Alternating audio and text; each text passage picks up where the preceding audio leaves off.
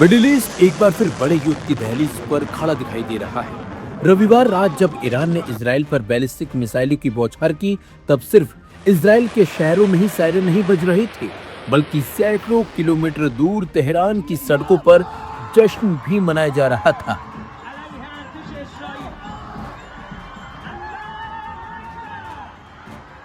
एक तरफ इजराइल में लोग बंकरों की तरफ भाग रहे थे, तो दूसरी तरफ ईरान में हजारों लोग सड़कों पर उतरकर अपने देश के समर्थन में नारे लगा रहे थे। इन तस्वीरों ने पूरी दुनिया का ध्यान अपनी तरफ खींच लिया है। सोशल मीडिया और स्थानीय मीडिया में सामने आए वीडियो में देखा जा सकता है कि तेहरान की सड़कों पर बड़ी संख्या में लोग जमा हैं। उनके हाथों में ईरान के झंडे हैं, लोग नारे लगा रहे हैं और आसमान की तरफ देखकर खुशी जाहिर कर रहे हैं। कुछ वीडियो में इजराइल की दिशा में जाती मिसाइलों की लकीरें भी दिखाई दे रही हैं, यानी एक तरफ मिसाइलें अपने लक्ष्य की ओर बढ़ रही थी, तो दूसरी तरफ लोग उन्हें देखकर जश्न मना रहे थे।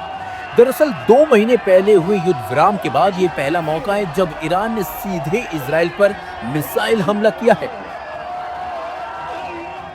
इजरायली मीडिया के मुताबिक रात करीब 10 बजे उत्तरी इजराइल की ओर कई बैलिस्टिक मिसाइलें दागी गई थी। इसके बाद इजराइल के कई इलाकों में सायरन बजने लगे और एयर डिफेंस सिस्टम को सक्रिय कर दिया गया था।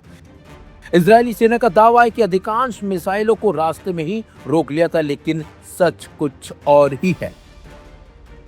ईरान ने इस हमले को लेबनान में इजरायली कार्रवाई का जवाब बताया है। कुछ घंटे पहले इजरायल ने बेरूत के दक्षिणी उपनगर दाहिए में एयर स्ट्राइक दरअसल की थी।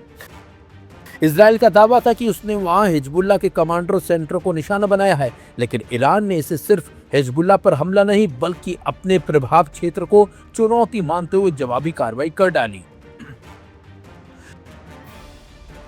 हालांकि इस पूरी घटना में सबसे ज्यादा चर्चा तेहरान की सड़कों पर दिखे जश्न की हो रही है। आमतौर पर जब किसी क्षेत्र में युद्ध का खतरा बढ़ता है तो लोग चिंतित और डरे हुए दिखाई देते हैं, लेकिन ईरान में तस्वीर कुछ अलग नजर आई। बड़ी संख्या में लोग सड़कों पर उतर आए और उन्होंने अपने देश के समर्थन में प्रदर्शन किया। विश्लेषक मानते हैं कि इन तस्वीरों के जरिए ईरानी जनता ने दुनिया को एक राजनीतिक और मनोवैज्ञानिक संदेश देने की कोशिश की है। संदेश ये है कि दबाव, प्रतिबंध और सैन्य धमकियों के बावजूद देश के अंदर एक बड़ा वर्ग सरकार और सेना के साथ खड़ा दिखाई देना चाहता है।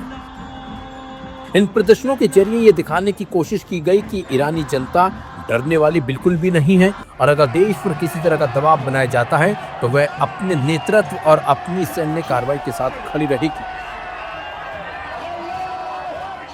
दूसरी तरफ इजरायल ने भी साफ कर दिया कि वह हमलों का जवाब देना नहीं छोड़ेगा। इजरायली सेना प्रमुख लेफ्टिनेंट जनरल एयाल ज़मी ने कहा कि सेना जवाबी कार्रवाई के लिए तैयार है और राजनीतिक मंजूरी का इंतजार कर रही है और वो मिल भी चुकी है और कई इलाकों में इजरायल ने हमलों का दावा भी कर डाला है।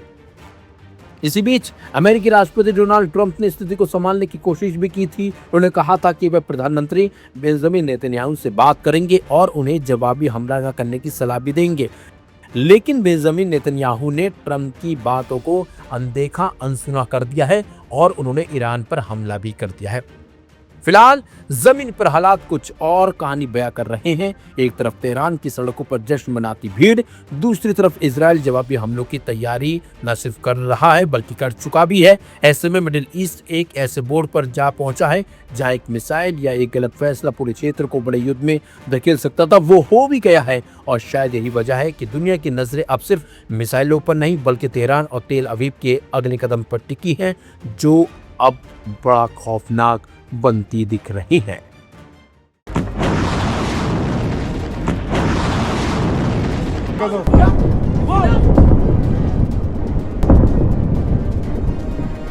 रात भर इजराइल के आसमान में धमाकों की आवाज गूंजती रही। मिसाइल और ड्रोन लगातार इजराइल की तरफ बढ़ते रहे, जबकि एयर डिफेंस सिस्टम उन्हें रोकने में जुटा रहा और नाकाम साबित हुआ।